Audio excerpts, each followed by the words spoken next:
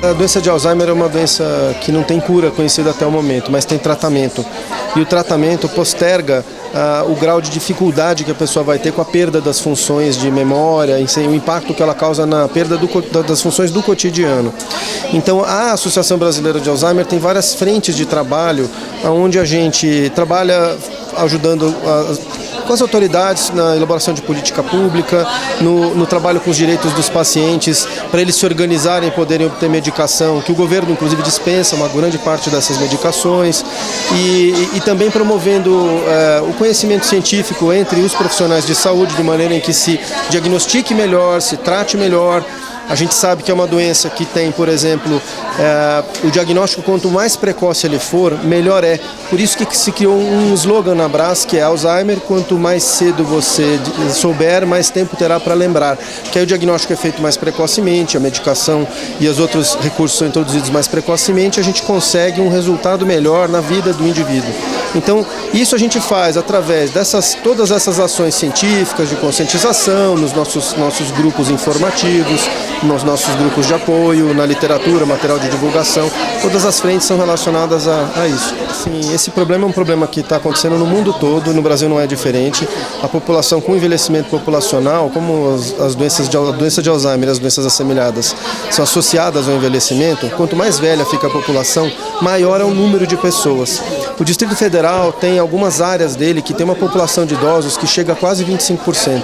Então a gente tem uma quantidade de pessoas idosas enorme e uma quantidade de profissionais e de instituições ligadas a esse assunto ainda muito pequena.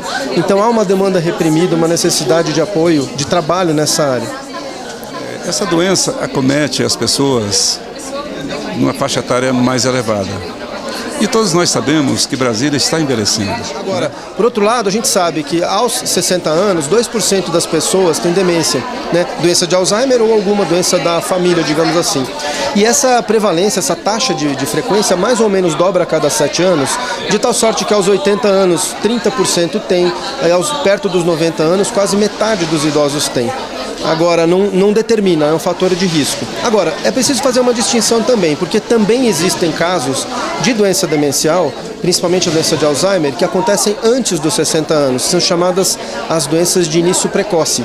Mas essas são, graças a Deus, a minoria, né? Tem uma carga genética até bem forte, mas são a minoria das pessoas que desenvolvem essa forma precoce. A maioria desenvolve isso na velhice. A primeira situação é que a gente conhece as estatísticas que nos indicam o envelhecimento da população, um envelhecimento muito significativo. Em seguida, a gente sabe da necessidade de ter uma entidade devidamente estruturada, legalizada, que possa auxiliar principalmente as pessoas que precisam ser auxiliadas, que não têm recurso para buscar um profissional. A gente pode auxiliá-las nesse sentido. Em terceiro lugar, eu tenho dentro da minha casa uma pessoa com doença de Alzheimer.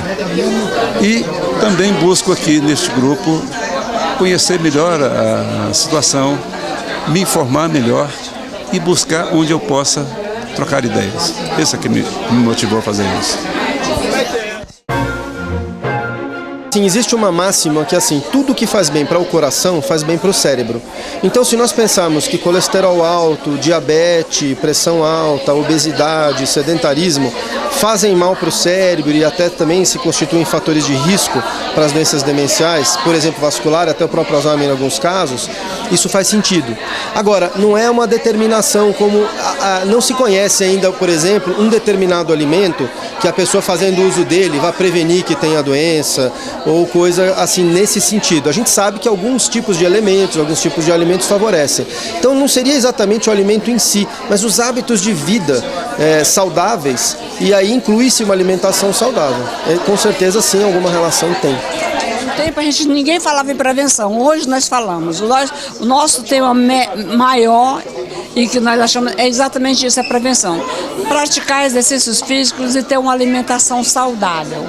Uma alimentação sem gordura, sem muito açúcar e sem muito sal, mas saudável. Não, nada assim, mas também moderado, né? O entendimento da fisiopatogenia da doença de Alzheimer, o que é isso? A maneira como ela acontece no organismo, Nós não sabemos exatamente todos os passos.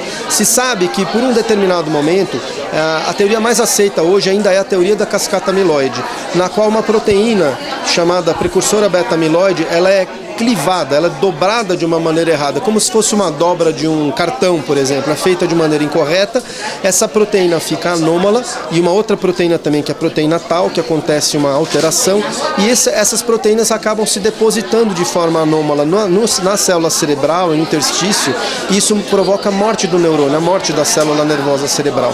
Então, isso já está muito claro que provoca, assim, que está ligado à gênese da doença, à evolução da doença. Agora, a gente tem vários estudos que veem, por exemplo, o que é que seriam os gatilhos disparadores. E aí, assim, os fatores de necrose tumoral, algumas outras coisas poderiam sim ter relação. O BDNF é um deles que tem linha de pesquisa.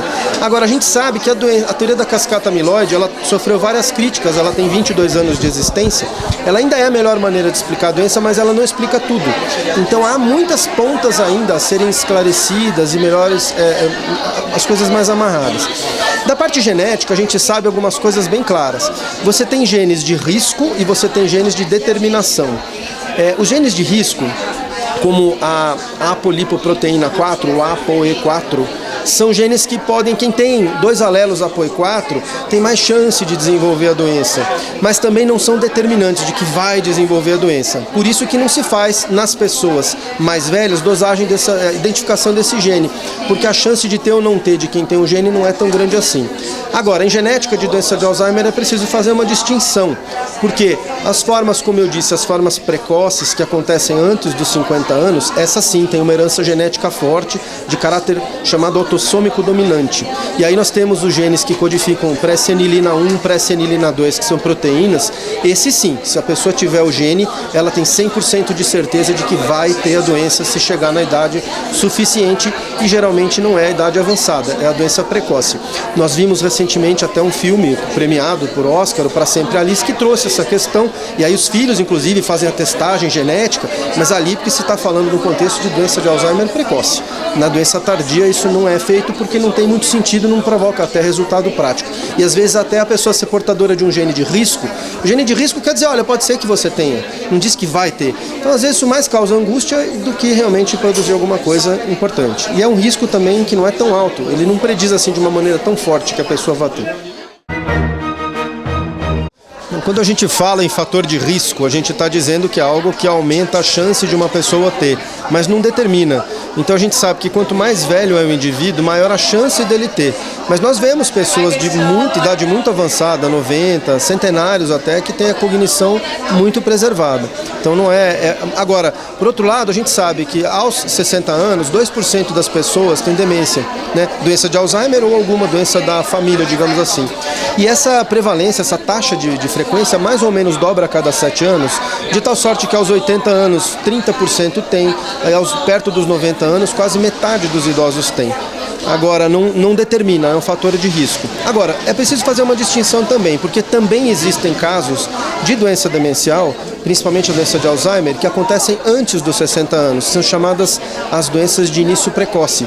Mas essas são, graças a Deus, a minoria, né? Tem uma carga genética até bem forte, mas são a minoria das pessoas que desenvolvem essa forma precoce. A maioria desenvolve isso na velhice. Por exemplo, eu moro numa rua onde 80% das casas são de pessoas acima de 60 anos. Tem a questão do número das estatísticas nos dizendo do avanço da doença.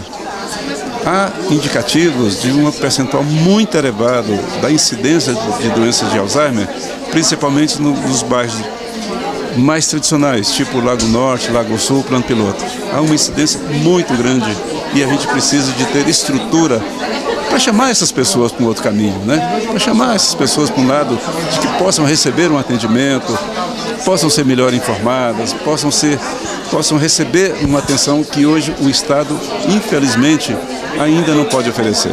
O principal papel que a Abras tem, o que eu acho mais importante, é cuidar de quem cuida. Porque nós entendemos que se o cuidador está sendo bem cuidado, ele está sendo bem atendido, logicamente que ele vai dar um bom atendimento àquela pessoa que ele está destinado, seja o cuidador familiar, seja o cuidador profissional, mas com certeza ele vai dar um bom atendimento. Então nós nos preocupamos em qualificá-los, dar capacitação, dar curso para cuidador e também até ver a categoria do cuidador para que ele seja bem remunerado. Nos Estados Unidos você tem a Alzheimer's Association, que é uma sociedade muito forte. Você vê que o board dela é formado, o corpo de diretores é formado por gente muito preparada, muito forte na academia, por exemplo, e eles têm uma atuação muito maciça.